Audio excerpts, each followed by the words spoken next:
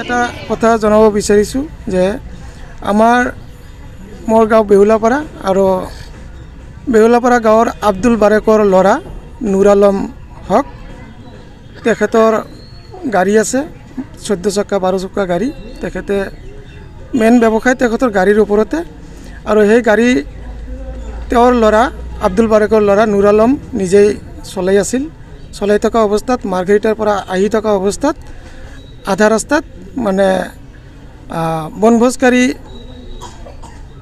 বাছৰ লগত সংঘৰ্ষ হোৱা বুলি আমি গম পাইছোঁ আৰু তাৰে পৰা যেহেতু বাতৰি পৰিৱেশন কৰিছে আমিও ফেচবুকত মোবাইলত দেখা পাই আছোঁ তো ইতিমধ্যে আমি শুনা পাইছোঁ যে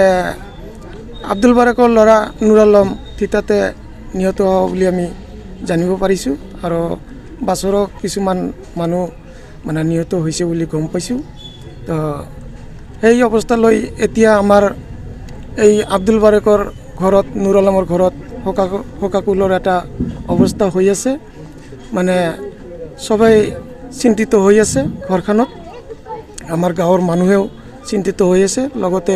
ওচৰ চুবুৰীয়া যিমান মানুহ আছে সবাই আহি এনে খা খবৰ লৈ আছে সবাই এটাই কথা গম পাইছে যে নুৰ আলম মানে তাতে থিতাতে নিহত হোৱা বুলি তেখেতে মানে জানিব পাৰিছে এইখিনি পৰিয়ালত কোন কোন আছে পৰিয়ালত নুৰ আলমৰ ঘৈণীয়েক আছে তেওঁৰ মা দেউতা আছে ডাঙৰ ভাই আছে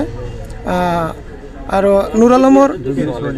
দুজনী ছোৱালী আছে সৰু এজনীৰ বয়স বোধহয় 12 বা 13 বছৰ হ'ব আৰু এজনীৰ বয়স 6 পৰা বোধহয় 7 বছৰ মানে হ'ব আৰু কি আনুমানিক হিচাপত মই কৈ আছোঁ তো এইখিনি আৰু গাড়ীৰ নম্বৰটো হ'ল AS01 PC 0 অত্যাধুনিক চিকিৎসা পদ্ধতি আৰু কাৰিকৰী কৌশলেৰে সমৃদ্ধ হৈ ৰাইজৰ সেৱাত মুকলি হ'ল JNSM পলিক্লিনিক কাম diagnostic centre and multi speciality hospital paramedical প্ৰশিক্ষণৰ ব্যৱস্থাও উপলব্ধ